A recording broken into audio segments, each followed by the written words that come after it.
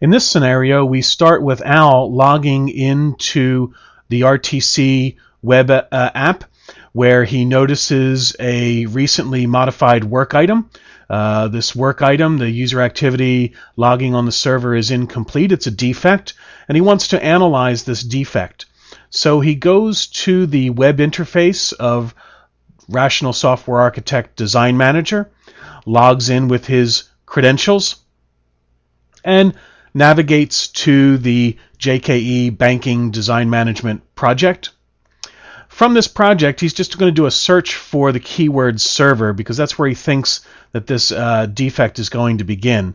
And we open up with a bunch of search results. Al finds the server component that is of interest. Now, Al can look at the properties of this server component, but what he's going to do to help understand this is create a relationship diagram.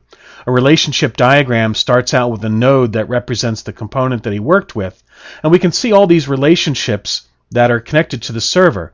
We're going to filter out a few of these relationships because we just want to see the ones that we believe are of interest to tracking down this defect.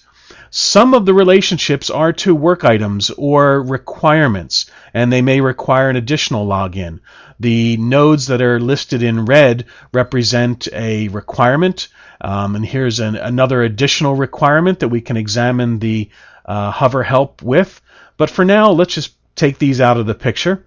And we also have a generic link to a web page. But we want to focus in on this owned operation called timed out and expose just some relationships to that owned operation. And we see a send operation event, and by continuously expanding the relationships to the items that we have in this diagram, we can walk out and display a picture that is of particular interest to what we're looking for right now. So by following these nodes, both internal nodes, external nodes of these resources, we can see that the server is connected eventually to the unsuccessful login interaction and login unsuccessful diagram, which we can look at the compact rendering for. We're going to open up that login unsuccessful diagram and create a link to the defect that we started from and say that this particular diagram is related to that defect. So by using the RTC resource picker, we're going to select the defect, which the defect is the enabled or user activity logging in the server is insufficient. And we'll just put a little comment or description on the link itself. It says we need to verify the logging activity happens in this scenario.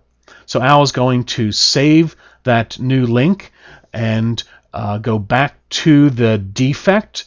And now that he knows the nature of the defect, he's going to assign it to Deb, the developer, with a medium priority for this particular sprint.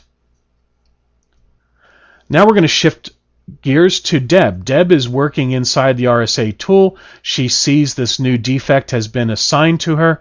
She opens it up, looks at the links, navigates through the link to the design management web interface, sees that the login unsuccessful resource number 449, and we can just do a quick search for that one particular resource here.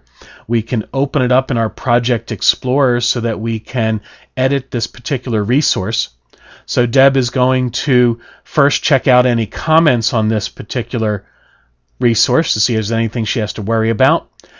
Then she's going to add a new lifeline to this diagram. And for now, we'll just create a new component for the sake of this demo, a new component called log.